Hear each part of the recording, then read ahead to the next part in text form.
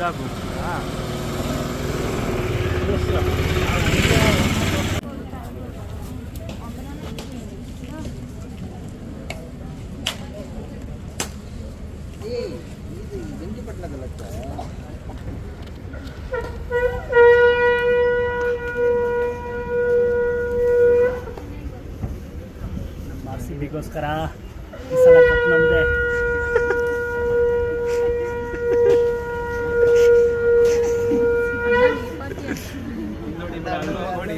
ಅಲ್ಲೇ ಹೊಡಿತೀನಿ.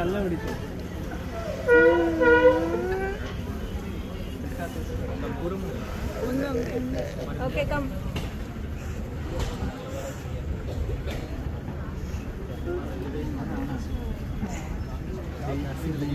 ಸಲ ಕಪ್ ನಮ್ದೆ. ಅವ್ರಿಗೋಸ್ಕರ ತಿರುವಣ್ಣಾಮಲೈ ದೇವಸ್ಥಾನಕ್ಕೆ ಬಂದಿದ್ದೀವಿ. ಪಾದಯಾತ್ರೆ ಮಾಡ್ತಾ ಇದ್ದೀವಿ. 14 ಕಿಲೋಮೀಟರ್ಸ್ ವಾಕ್. ನಮ್ದೇ ಈ ಸಲ ಕಪ್.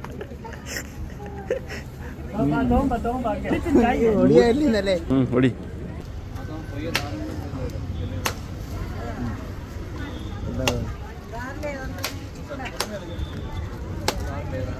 RCBಗೋಸ್ಕರ ನಾನು ಬಂದಿದ್ದೀನಿ. ಒಬ್ಬನ್ನ ನಮ್ಮ ಚೆನ್ನೈವನ್ನ ಕರ್ಕೊಂಡ್ಬಂದಿದ್ದೀನಿ. CSK ಅವನ ತೋರಿಸಿ ಅವನ್ನ. CSK ಅವನ್ನ ಇವನ್ನ ಸೋಲ್ಸೋದೇ ನನ್ನ ಮೇಯ್ನ್ ಗುರಿ. ಇವನ್ನ ನೋಡಿ ಕತ್ಲಲ್ಲಿ ಕಾಣಿಸಲ್ಲ. ಬನ್ನಿ ಲೈಟ್ ಇವನಿದ ನೋಡ್ರಿ. ಇವನ್ ದೊಡ್ಡ ಕಲ್ಪ್ರಿಟ್. ಇವನು RCB ಗೆಲ್ಬಾರ್ದಂತ ಬರ್ತಿದ್ದ.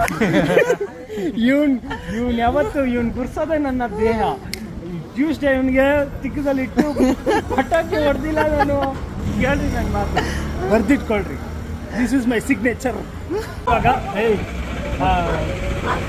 ಟೈಮ್ ಇವಾಗ 1:44 ಮಿಡ್ನೈಟು.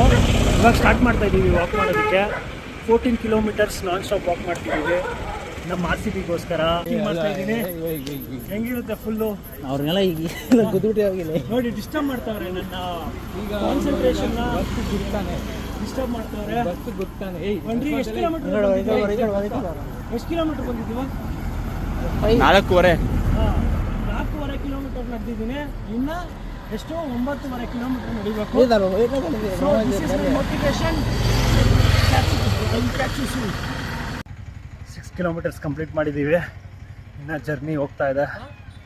ತಿರುವಣ್ಣಾಮಲೈಗೆ ಬಂದಿದ್ದೀವಿ ಪಾದಯಾತ್ರೆ ಮಾಡೋದಕ್ಕೆ. ಟೋಟಲ್ 14 ಕಿಲೋಮೀಟರ್ಸ್ ಇದೆ.